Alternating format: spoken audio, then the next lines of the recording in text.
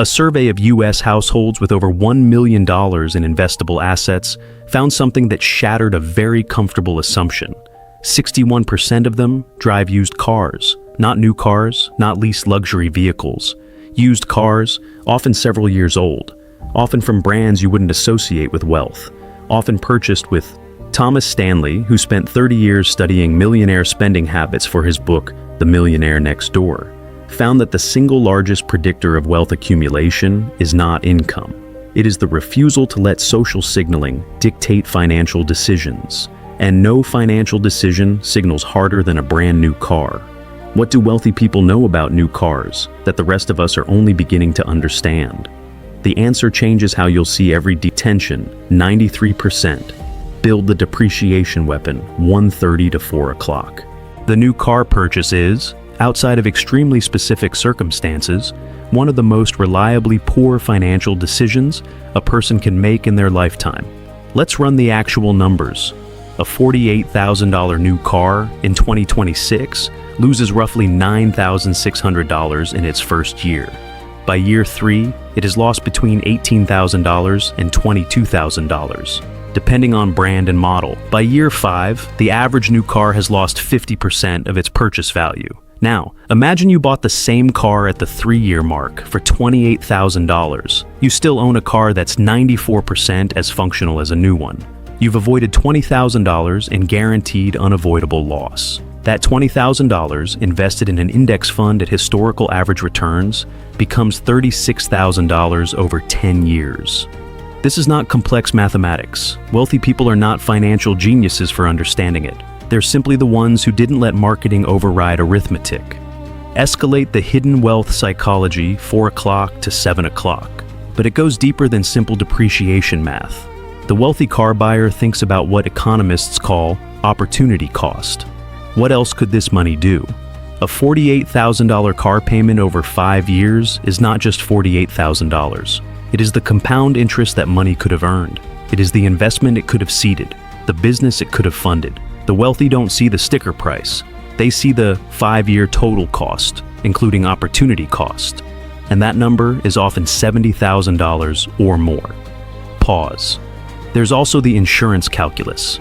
A brand new luxury vehicle costs, on average, 40% more to insure than a 3-year-old equivalent. The new car requires comprehensive coverage. The paid-off used car can be insured to the owner's preference. This alone saves $600 to $1,200 per year for most drivers. And then there's the maintenance window. High net worth car buyers understand the concept of buying a car at the bottom of its depreciation curve, but before its reliability curve turns downward. That sweet spot, years 3 through 7 on reliable models, is where maximum value lives. You're buying a car that's already lost its catastrophic depreciation, hasn't yet entered the high maintenance phase, and still has years of service in front of it. Warren Buffett drove a 2006 Cadillac DTS until 2014, 8 years in a car worth less than $15,000 when he sold it. His net worth when he was driving that car, $63 billion. That is not a coincidence of frugality. It is a demonstration of principle. Escalation. 84% twist, the counterintuitive leasing. Truth, 7 o'clock to 8:30. There is, however, one scenario where wealthy people do take the new car, and it's not what you expect.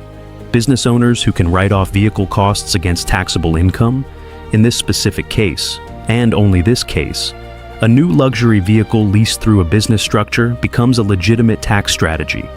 The monthly payment reduces taxable income. The depreciation is borne by someone else at lease end. The car becomes an instrument of tax management, not personal transport. This is why you see high-end leased vehicles in the hands of business owners. They're not buying the car, they're buying the tax deduction. If you're not a business owner running significant revenue, this strategy doesn't apply to you, no matter how many times the dealership's finance manager implies it might. Close the reframe and CTA 8:30 to 10 o'clock. The new car is not a purchase, it is a signal, and signals cost money that doesn't come back. The most financially sophisticated car purchase you can make in 2026 is a 3 to 5 year old Toyota, Lexus, Honda, or Mazda. Cash if possible, and the reliability sweet spot. Independently inspected. Driven until it gives you a compelling reason to do otherwise. In the next video in this series, the truth about Tesla that even Tesla owners don't fully understand. Hidden costs, hidden risks, and the one number about Tesla ownership that should alarm everyone. Subscribe because this one has real numbers that will genuinely surprise you.